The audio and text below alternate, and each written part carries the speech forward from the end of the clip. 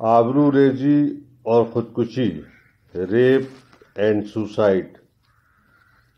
لاتعداد آبروریزی کا شکار افراد خودکشی کے مرتکب ہوتے ہیں، اور افسوسناک بات یہ ہے کہ اپنی جان گنوا دیتے ہیں۔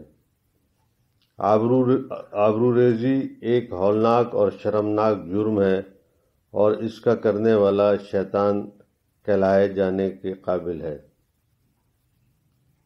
اگر آپ آبروریزی کا شکار ہونے والوں پر بیتی جانے والی جسمانی تشدد اور ذہنی انتشار اور دباؤ کی داستان سن لیں تو آپ کے رونگٹے کھڑے ہو جائیں اور آپ کی روح کانپ جائے۔ یہ بات سمجھ سے بالاتر ہے کہ کسی خاتون کی آبروریزی ہو اور وہ شدید اداسی میں مبتلا نہ ہو۔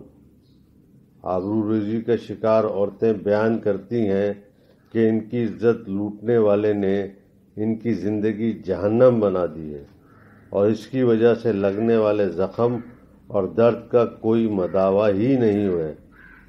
اور جب آبروریزی کسی بچی کے ساتھ ہو تو کلیجہ منہ کو آ جاتا ہے۔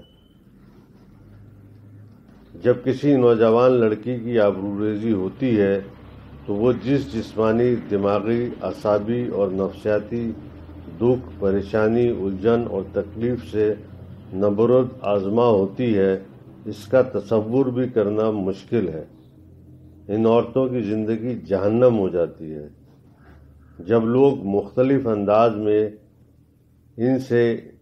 ان پر ڈھائے جانے والے تشدد کے بارے میں مختلف سوالات کرتے ہیں تو کچھ ان کے غم کو کم کرنے کے لیے اور کچھ تو ان کی بات کا یقین بھی نہیں کر رہے ہوتے ہیں، اور بہت سے افراد ان ہی کو قصوروار ٹھہراتے ہیں، جیسا کہ ہم نے حالیہ دنوں میں پنجاب موٹر وے پر ہونے والے واقعے میں پولیس افسر کے اس بیان کو سنا ہے کہ عورت ہی کا قصور تھا۔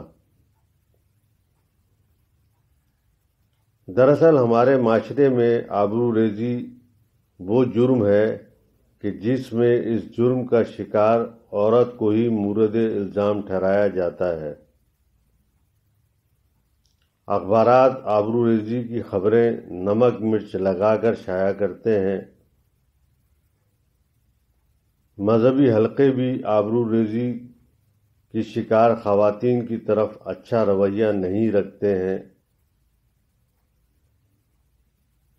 خاص طور سے اس جرم کا ثبوت فراہم کرنے کی ذمہ داری بھی جرم کا شکار بننے والے پر ڈال دی جاتی ہے۔